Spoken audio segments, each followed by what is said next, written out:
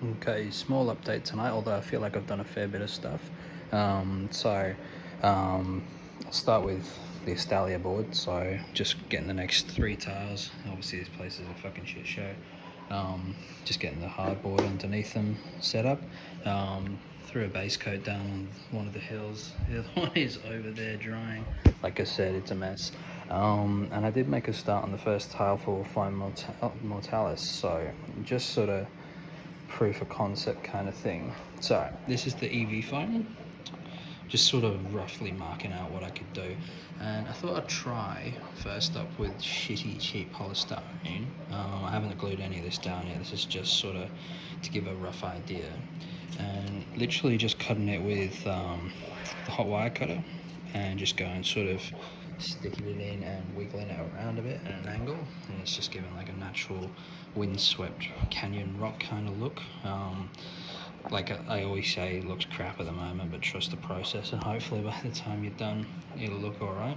I'll try and stick to a fairly layered standard layout, so obviously you can keep it modular, but the beauty of it being like a canyon way is it doesn't really matter which angle I stick this around, because it's natural formation.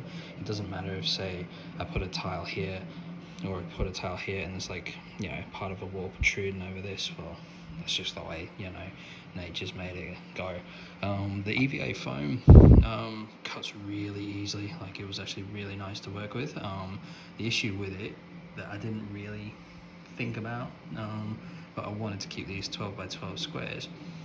You can only get one 12 by 12 square per fucking mat, which is really stupid. I say stupid, obviously they didn't design these with me chopping them up in mind, but it's obviously then I thought I was going to get probably 2 out of each one. Like, just even if I take them right to the corner where the flanged edges are, you can't actually fit. You end up with about this much in the middle where it's overhanging.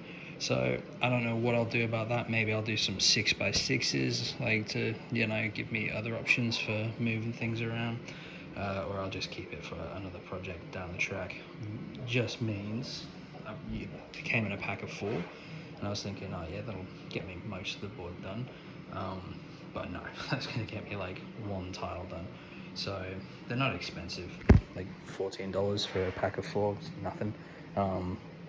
But obviously when I then got to go buy 4 of them, it's like, yeah, it adds up a bit, but it's something different to try. And the way I see it is, like, unless I wanted to just make it out of MDF tile, there's not really any money to be saved by doing it with XPF foam or anything like that. So I've already bought them, might as well give it a crack. So yeah, just something different. In terms of sticking the bricks down, I'm wondering, do I go for a hot glue approach for this, something with a little bit more give to it, because these are very flexible foam. Like, obviously everyone knows what a fucking yoga mat is, but you can see how much bend that's got in it. So it's I'm worried over time, with it having so much flex, if I use something that dries more hard, like a liquid nails or just even normal glue, is that going to crack and fray, and then the bits are going to fall off.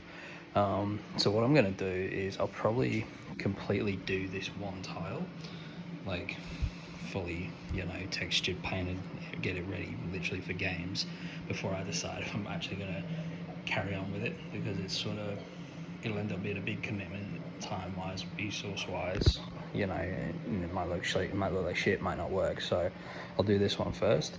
When it comes to the walls, I'll probably add another layer of foam. That'll make it about 60mm high, so way bigger than any sort of standard infantry. Your Terminators, your Space Marines. It'll only be a Contemptor really that sticks up over it, but if you go any higher than that, then it actually makes it a pain in the ass to like play games with. So yeah, I'll just stick to the 60mm high wall type things, and that should be fine, to be honest. But once we've got a nice bit of like textured stuff, it'll look good. I was thinking of color schemes, and I was thinking I might go for like that oxidized stuff I had left over from an earlier video. Go for a bit of a Noctis Labyrinthus Mars theme, and see how that looks. But like I said, we'll do a test tile and report back. Alright, updates. Not a whole heap terrain wise, but another lazy week for me for terrain. Been painting a lot of miniatures, but terrain has not completely stalled, but we haven't done as much as I was planning to, but I'm back in here tonight and get a bit more done. Trying to remember where I left things with the last clip.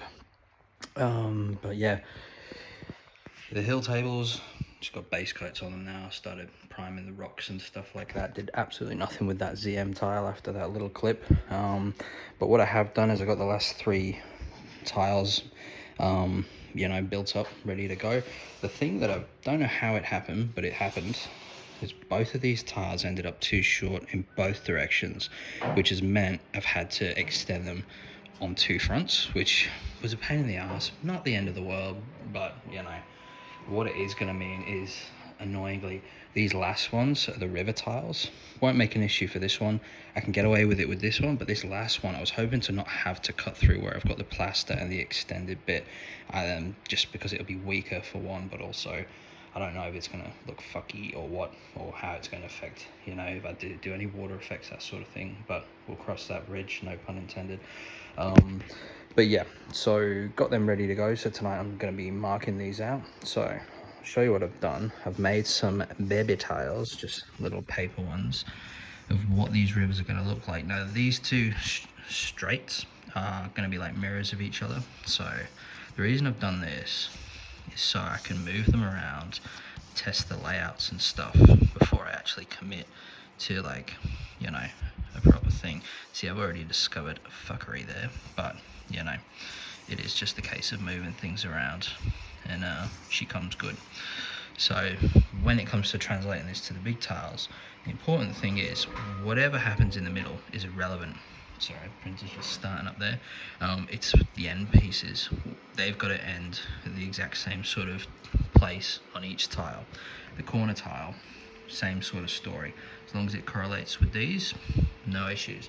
Now I've done a bit of pre-measuring and all that sort of stuff, and I've decided 3 to 4 centimeter width is about right for these rivers.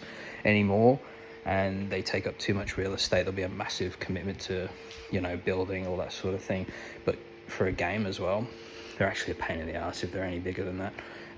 They just, you know, depending on which rule set you use, but classically, fuck, that light's annoying. Classically, water effects are, you know, very, I don't know, they dominate the gameplay basically because they change movement so much.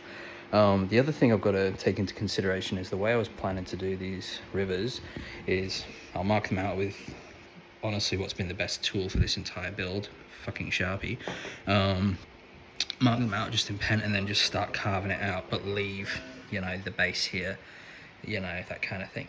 But what I hadn't taken into consideration right at the start of this is, because I had to do that weird workaround with the MDF where it's got gaps and stuff, I don't want to leave any weak points where it could like snap or whatever, so I'll try and avoid those areas, but it's going to be impossible to avoid it completely. And we'll see what it looks like. So yeah, I'm going to mark these out, start carving them. I'm not sure if I'm going to use the hot foam cutter to carve it out, or if I just use a Stanley knife and, you know, just gradually build it up. In terms of layering it underneath, we're going to use a bit of spack filler to build the slopes up, that sort of thing. And we'll probably use the road base stuff as like all the texture kind of thing. Reason for that being is I can more or less leave that as it is and it will look like an exposed riverbed, and then I can either leave it dry and arid as if it's dried up, or if I want to do water effects down the track. Not sure if I want to do that or not, mainly because if I fuck it up, it will fuck all these tiles, and you know, it's a big pain in the ass to redo them. It's finally been dry enough that I could get out and get some more soil, so got some soil, just need to mix that with the grout, and I'll start getting the other tiles textured up as well. But I'm going to do it all in one thing, just have a big day of it, where I just go trigger happy with the PVA and the soil mix and just do all the tiles at once. So I've got to get these rivers carved up. Other than that, not much else to report, so I'm going to mark these up and then I'll get back to you. Alright, so I've done a little bit of carving this shit up, and alright, mistakes were made. In hindsight, I should have carved this out before I stuck these down to the MDF, because this is making it difficult. The hot wire cutter, I've got a couple of different attachments to it, and you've kind of got to use a combination of both to actually do the job. So the foam cutter, so the one that's an actual wire, obviously you can't actually get in because of the MDF, so you can go at a really shitty shallow angle and it just ends up crap. I've got the stick attachment, which as you can see is covered in goop, and this has been okay for like, you know, carving like a bit out, and then you try and get the foam in to try and cut that up. But honestly, all I'm doing is give myself cancer with all these fucking fumes, to be honest. So I've just gone back to the scalpel and the Stanley knife just to hack away at it, and it's slow, it's tedious, but it's safer, it's more precise, that sort of thing. So if I had my time again, yes, I'd definitely cut this before I stuck it down. I don't know how well that would work with what I needed to do with these extenders and crap like that, but it is what it is. We'll persevere. So I'm actually down to the MDF in parts of this just because you can't really gauge it with the knife, how sort of deep you're going. I'm just getting this out as easy as, you know, the best way I can. It's crumbly, it's crap because I've scored it 1,000 times. I don't care, I just need to sort it out. You know, any salvageable pieces of foam I'll keep for, you know, making rock formations and stuff down the track, but whatever. At this point, just want it done. So I've marked out here where the X's are. This is going to be the fording area. So this is, I'll cut it out a bit, but it'll be a higher thing and I'll slope it up. Kind of like you would with a normal river. Marked out here, these are the actual extremities of the river. Inside is just going to be, you know, that's the actual river bed. These are the slope bits, so, you know, nice thin and steep on the curve where it meanders, and then, you know, nice and gradual here where it's just wearing away over time, sort of thing. But yeah, I'll report back when I get it all done, which feels like it's going to be in about 6 weeks time. Alright, so it's the morning after. I'll show you where I got up to with that tile. So here we go.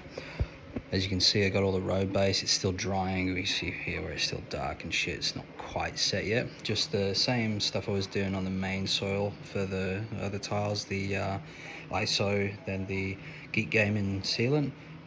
So I'm happy with the sort of overall effect. I'll probably throw a bit of a dry brush over it, but nothing too intense, because I'm really in two minds as to whether I do water effects or not on this.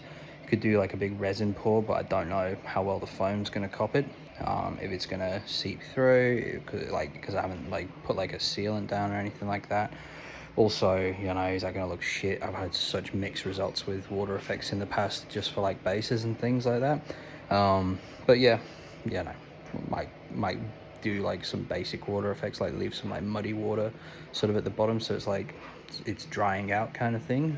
But we'll see what it looks like. I'm not sure exactly, like here it'll just be like soil on this embankment, but on these steep ones I'm not sure, do I do soil still, or do I you know, have some like rocks in there, that sort of thing.